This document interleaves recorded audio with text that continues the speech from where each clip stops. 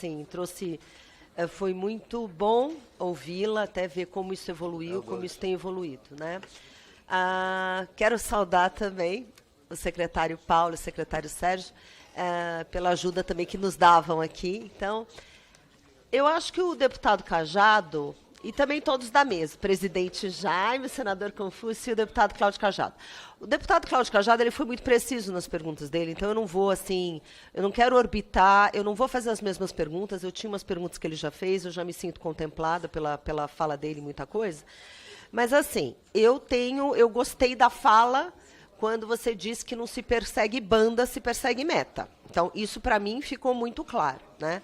Então, eu vou fazer 3 perguntas específicas, até para dar espaço para os outros falarem, e a gente tem uma reunião na presidência agora, eu vou aguardar a gravação da resposta, porque, infelizmente, eu vou ter que sair correndo. Mas, assim, primeiro, em relação à meta fiscal e o crescimento das despesas. Então, foi aprovada a LDO 24, então, foi garantido o crescimento real da despesa, mesmo que não fosse cumprida a meta fiscal. Agora, a minha pergunta é em relação a você como ministra, que eu sei que a decisão não é sua, que você está no ministério, que trabalha com outros e que tem uma decisão colegiada, isso eu entendi bem. Agora, o governo, querendo ou não, defende o crescimento deste gasto a qualquer custo, independentemente de ter ou não o crescimento da despesa, mesmo que isso comprometa o atingimento da meta. Então, minha pergunta, ministra Simone, é como você trabalha no governo de uma maneira que a gente não fique brincando aqui de perseguir a meta é 0, mas se gastar mais do que arrecada, tudo bem. Eu acho que eu vou arrecadar 100 bi, mas arrecado 50 e tudo bem. A gente tem um problema aqui, né? Eu não consigo entender como alguém acha que vai atingir uma meta, e meta 0, aumentando de 20 para 40 ministérios, não fechando o torneiro em nada e tal. Então, essa é a minha primeira pergunta. A minha segunda pergunta é em relação ao empoderamento do Congresso em relação a emendas parlamentares, que, na minha visão, nós temos um grande problema aqui, e eu não vou entrar em grandes méritos aqui das emendas em si, mas eu estou falando do mau uso das emendas. Porque muitas emendas aqui não são vinculadas a políticas públicas, e todo mundo sabe. Como você está falando de revisão de gasto, como você está falando de qualificar o gasto, a pergunta, até porque eu sei que muitos parlamentares aqui, inclusive Vossa Excelência, quando era senadora, votou favoravelmente a tornar a emenda de individual impositiva, aumentar para 2% lá da receita corrente líquida. Minha pergunta é, se tem 50 bi de emendas em poder do Congresso, como você enxerga esse protagonismo do Congresso Nacional, de 50 bi do orçamento, de uma fatia do discricionário, que já é pequeno, que já está espremido, completamente sem critério? O que o Ministério está pensando para isso? Porque não vincular a política pública, eu acho um problema. Se a gente tivesse, o Ministério, até uma sugestão, não sei, se tivesse uma proposta objetiva por ministério, de aplicação por região, para cada parlamentar poder cuidar da sua região de uma maneira legítima, os municipalistas e tal, mas vinculado a uma política pública, porque isso não existe hoje, e o dinheiro é jogado fora. O jeito que, assim, eu fico incomodada. Eu quero saber como a senhora tem trabalhado isso e como a senhora enxerga isso. E minha última pergunta, ministra, é em relação à transparência das decisões da Junta de Execução Orçamentária, né? Porque, por exemplo, se a gente procura as atas de reunião do comitê do Copom, elas estão disponíveis, aquele que decide a taxa básica de juros da economia está disponível, isso é bom para a economia, isso é bom para o mercado, tudo é transparente e tal. Agora, quando a gente está falando de uma política fiscal do governo, não há nenhuma transparência em relação a essas reuniões da Junta de Execução Orçamentária, que você participa. Na LDO 24, isso estava previsto, mas foi vetado. E, assim, é muito importante que a gente tenha transparência, que tenha essas atas das reuniões. Já estou falando 5 minutos, já estou acabando. A minha pergunta é por que não tem transparência? Como é que são essas decisões? Porque dá a impressão que não é republicana. Conhecendo Vossa Excelência, eu sei que são republicanas. Então, eu gostaria, se você não acha importante, da transparência e a tua postura em relação a isso. Muito obrigada, presidente. As respostas, até porque são perguntas muito pontuais. Estão me ouvindo, né? Perguntas muito pontuais e respeito aos demais ministros, deputados. Estou chamando todos de ministros, estou profetizando que depois Vocês vão ocupar, quem sabe, alguém no meu lugar já, né? Depois de tantos ministros que eu estou chamando aqui.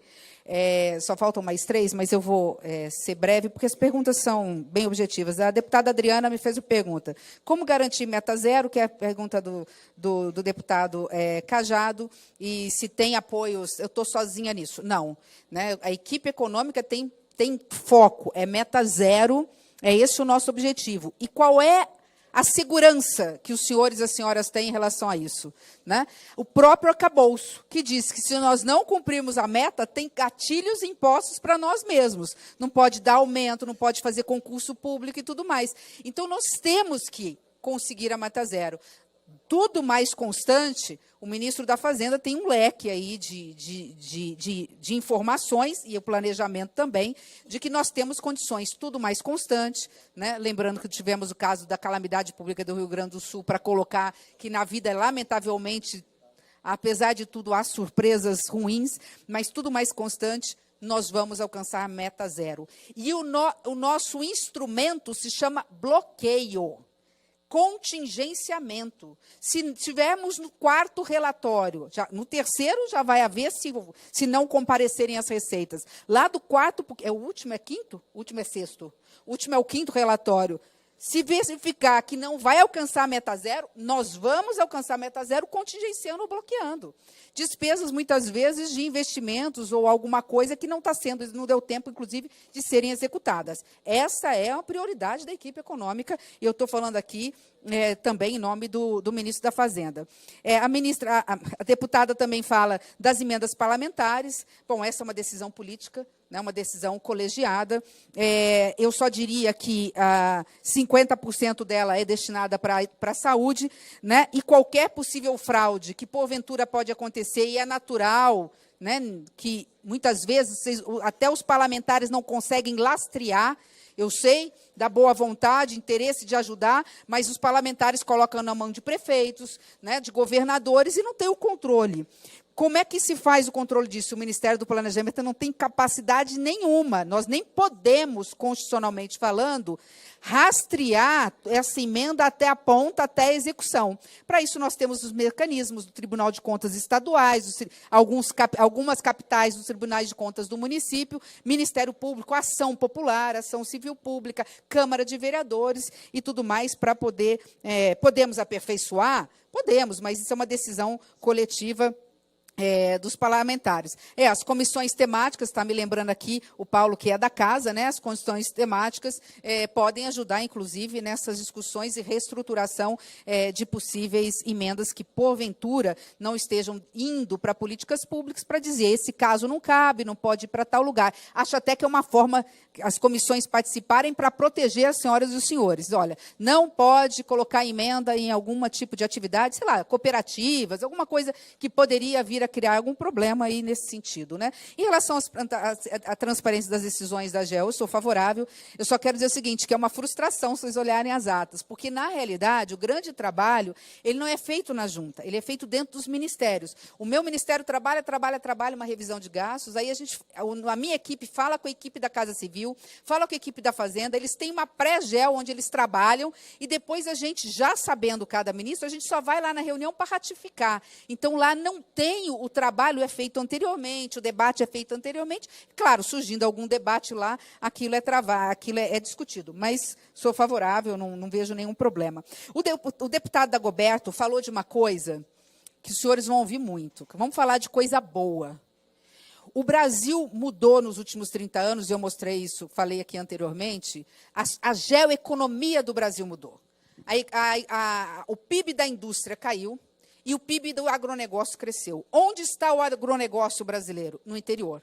O agronegócio brasileiro está em Rondônia e no norte, parte do norte do Brasil, está em Mato Grosso Sul, centro-oeste, aqui, Goiás, está no Paraná, interior de São Paulo, interior de Minas, Matopiba, nessa região. O que aconteceu de 30 anos para cá?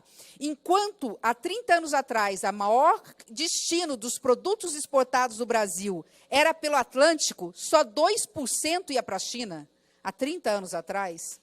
Há 30 anos atrás, nós exportávamos mais para uma ilhazinha da América Central aqui, né, do que para muitos países asiáticos. Hoje, 1/3 das nossas commodities vão para a China.